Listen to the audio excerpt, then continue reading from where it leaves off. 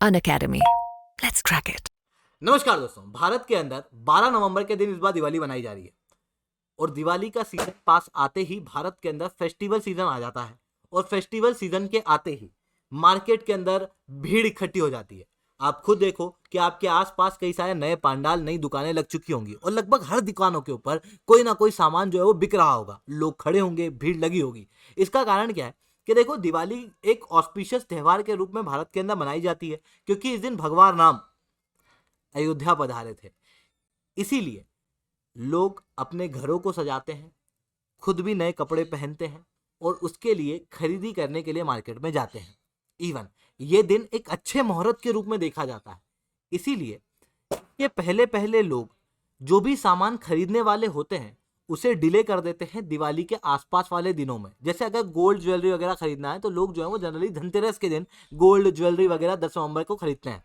ठीक है, तो ये सारी चीजें हम लोगों को देखने को मिलती है, जिसके कारण से अभी मार्केट के अंदर भारी मात्रा में डिमांड जो है वो क्रिएट होती है। जब एक तरफ ये डिमांड क्रिएट होती है तो प्रोड्यूसर भी अपनी तैयारी करके रखता है। प्रोड्यूसर को भी पता है कि त्योहारों का समय आने वाला है, फेस्टिवल सीजन आने वाला है। फेस्टिवल सीजन बोले तो सबसे पहले गणेश पूजा आती है, फिर दुर्गा पूजा आती है, फिर उसके बाद में हम लोगों को देखने को मिलता है दशहरा आता है और उसके बाद में अभी दिवाली का समय आ जाता है, जहां पर मार्केट के अंदर भीड़ लगी होती है, डिमांड जो है वो क्रिएट होती है। जब ये फेस्टिवल सीजन आता है, डिमांड क्रिएट होती है, तो प्रोड्यूसर भी पहले से अपनी तैयारी करके रखता है, प्रोडक्शन को उस बल्क में क्रिएट करता है जितनी मार्केट के अंदर डिमांड है। इसी कारण से आप दिवाली के समय पे देखोगे तो दुकानें जो है वो सवर जाती हैं। ठीक है, तो इसी फेस्टिवल सीजन को आप यहां पर भी क्लियरली देख सकते हो। जब प्रोडक्शन बढ़ेगा तो अपने आप जीडीपी बढ़ेगी। तो आप देखना कि जब प्रोडक्शन वाला समय पास आता है तो उस समय पर अचानक से उस क्वार्टर के अंदर जीडीपी के अंदर भारी ग्रोथ जो है वो भारत के अंदर देखने को मिलती है। और इवन ये ग्रोथ साल दर साल कम नहीं हो रही है बल्कि और बढ़ रही है। जैसे ये देखना, दिवाली के अंदर जो रिटेल शॉप के अंदर बिक्री हुई है सालाना 2016 से 2021 के अंदर, वो आप इस ग्राफ के अंदर देख सकते हो और ये लगातार बढ़ रहा है।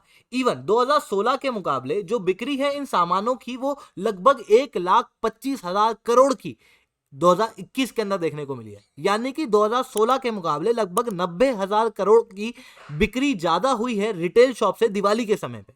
इवन 2021 के बाद 2022 और 2023 के अंदर यह बिक्री और ज्यादा होती हुई दिखाई दे रही है। मतलब लगातार बिक्री बढ़ रही है।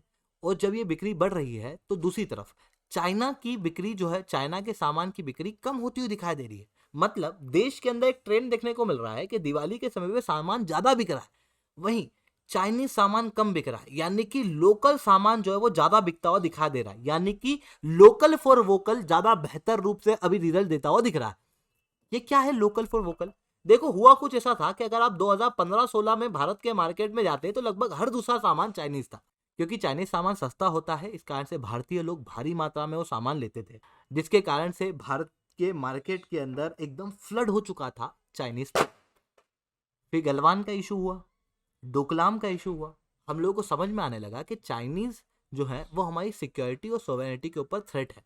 ऐसी कंडीशन में आत्मनिर्भर भारत, वोकल फॉर लोकल, इस तरीके के प्रोग्राम और योजनाएं चलाएंगे, जिसके बाद अब रिजल्ट आता हुआ दिखाई दे रहा है। इवन कई सारे लोग चाइना, मेड इन चाइना को बॉयकॉट करते हुए भी दिखाई दे रहे हैं, प्रोटेस्ट करते हुए दिखाई दे रहे हैं, जिसके बाद में रिजल्ट निकलता हुआ दिखाई दे रहा है। और अभी चाइना का इस दिवाली के सीजन में लगभग 1,00,000 करोड़ रुपए का नुकसान हुआ है।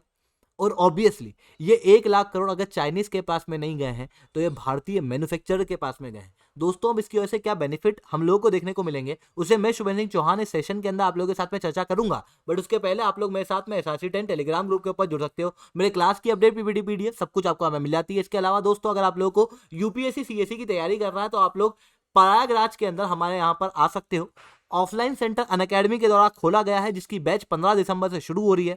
शुरू के 100 बच्चों को 40% तक का डिस्काउंट दिया जाएगा और नीचे मैंने लिंक पिन कर दी है जहां पर आप अपने आप को रजिस्टर कर सकते हो। इसके अलावा अगर आपको जानना है कि अनअकैडमी का सेंटर प्रयागराज के अंदर कहां खुला है तो ये नीचे एड्रेस भी मैंने दिया हुआ है। चलिए दोस्तों, अब समझने का प्रयास करते हैं कि लोकल फॉर वोकल इतना सक्सेसफुल क्यों हुआ। देखो, कोई भी रिवॉल्यूशन या कोई भी चेंज हम लोगों को करना है तो ऐसी कंडीशन में अगर गवर्नमेंट या स्टेट का साथ हो तो फिर तो मजा ही आ जाता है। चाइनीज आइटम को भारतीय मार्केट से खदेड़ फेंकने के अंदर भारत सरकार का एक बहुत इंपॉर्टेंट रोल रहा, क्योंकि भारत सरकार ने प्रथम स्टेप निभाया। कोविड-19 के समय आपको याद होगा जब #बॉयकॉट चाइना आपको ट्रेंड होता हुआ दिखाई दे रहा था। ठीक उसके बाद से भारत सरकार ने लगातार चाइनीज आइटम के खिलाफ स्टैंड उठाया है, इवन कहूं स्ट्रॉन्ग स्टैंड उठाया है, जहां पर हम लोगों को देखने को मिल रहा है कि भारत सरकार के द्वारा रिसेंटली कुछ ऐप्स को बैन कर दिया है, जहां पर कुछ सामान के ऊपर एक्स्ट्रा ड्यूटी लगा दी है, एंटी डंपिंग टैक्स कई सारे प्रोडक्ट के ऊपर लगाए गए हैं। रिसेंटली भारत के प्रधानमंत्री द्वारा एक नया इनिशिएटिव चलाया गया जिसे कहा गया लोकल फॉर वोकल थ्रेड। इसमें क्या है कि अगर कोई भी व्यक्ति जो लोकल व्यक्ति से सामान खरीदता है, मान लो दिया खरीदता है, तो उस दिए के मैन्युफैक्चरर के साथ में या फिर उस दिए के साथ में अपना फोटो खींच के नमो ऐप पे डाले। इससे क्या होगा, देखो कई सारे ट्रेंड ना सोशल मीडिया पे क्रिएट होते हैं और वो ट्रेंड कई सारी चीजों को प्रचलित कर देते हैं, जैसे ऋषिकेश की रिवर राफ्टिंग, या फिर आपने कभी सुना होगा खाऊ गली दिल्ली की, या फिर कभी आपने सुना होगा गोवा। कभी आप गए नहीं इन जगहों पर आपको पता है करे ये बेहतरीन होती है। क्यों? सोशल मीडिया ने क्रिएट किया है, कई सारे लोगों ने आपके साथ में रील शेयर की है इनकी, ठीक है। जैसे अभी रिसेंटली गोवा के अंदर हुआ था कि एक कोई सा वाटरफॉल था, वहां पे कुछ लोग जाके बैठक लगा के वीडियो बना रहे थे। धीरे धीरे करके क्या हुआ कि वहां पर हर व्यक्ति जो जाने लगा वो वहां पे जाके बैठक लगाने लग गया, उसको लगा कोई रिवाज है। ठीक उसी तरीके से हम लोगों को क्या देखने को मिलता है कि जो रील है, सोशल मीडिया के फोटोज हैं, ये क्या करते हैं, लोगों के अंदर फीलिंग जनरेट करते हैं। आपके फोटो कोई और देखेगा तो उसके बाद में उसको लगेगा कि मेरे को भी लोकल के साथ में कुछ करना है, फिर उसके बाद में आप किसी और को फोटो भेजोगे, वो किसी और को भेजेगा, वो किसी और को भेजेगा, ऐसे करके कई सारे लोग जो है फिर लोकल से सामान खरीदेंगे। ऐसी कंडीशन में लोकल फॉर वोकल होगा, और लोकल फॉर वोकल होने से इवन चाइनीज प्रोडक्ट का अभी जो डाउनग्रेड भारत के मार्केट के अंदर देखने को मिल रहा है, उसका बेनिफिट हम लोगों को आने वाले भविष्य के अंदर क्या देखने को मिल सकता है, वो समझने का प्रयास करते हैं। देखो सबसे पहले समझो कि चाइनीज आइटम का थ्रेट क्या है भारत के ऊपर।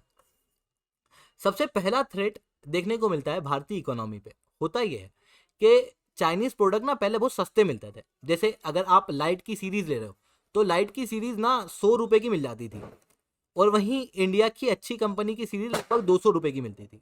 आप दुकान पे जाते थे, आप कहते थे भैया वो लाइट की सीरीज दिखा देना, वो 4-5 सकता था, आप बोलते थे कितने कितने की है, बोलता था 100 रुपए की है, तो आप बोलते थे अरे ये सस्ती वाली दे दो। अब होता क्या था कि जो 100 वाली लाइट है ये चलती थी 1 साल, और ये 200 वाली लाइट जो है वो 5 से 6 साल। इवन मेरे घर के अंदर भी यही इंडियन लाइट लगी हुई है और काफ़ी अच्छी है, मतलब 5-6 साल से चल रही हैं, बहुत बढ़िया। तो उसके अनुसार ही मैं कह रहा हूँ कि लगभग 5-6 साल जो है वो चल जाती है एक अच्छी कंपनी की लाइट, वो 200 की पड़ती है। पर आप 100 रुपये की खरीदते हो, 5-6 साल तक हर बार नहीं खरीदते हो, आपके 500-600 रुपये हर साल आप दे देते हो। ये पैसा किसके पास जाता है? चाइनीज लोगों के पास। एक तो आप पैसा ज़्यादा दे रहे हो, दूसरा आप चाइनीज लोगों को पैसा दे रहे हो। वहीं दूसरी तरफ आप 200 रुपये की अगर सीरीज खरीदते हो तो वो 5-6 साल चलेगी, मतलब आप कम पैसे दे रहे हो। दूसरा कि ये जो पैसे आप दे रहे हो ये किसके पास जा रहे हैं? हो सकता है आपका कोई दोस्त हो जो लाइट की सीरीज बना रहा हो सकता है आपकी पहचान में कोई हो जो लाइट की कंपनी में काम करता हो, तो उसकी जेब में अगर वेज ये पैसा जा रहा है। ऐसी कंडीशन में आपके पहचान वाले या आपके देश के नागरिक के पास में ये पैसा जा रहा है, ऐसी कंडीशन में लोकल सामान जो है वो हम लोगों को खरीदना चाहिए ताकि भारत की इकोनॉमी बूस्टअप हो।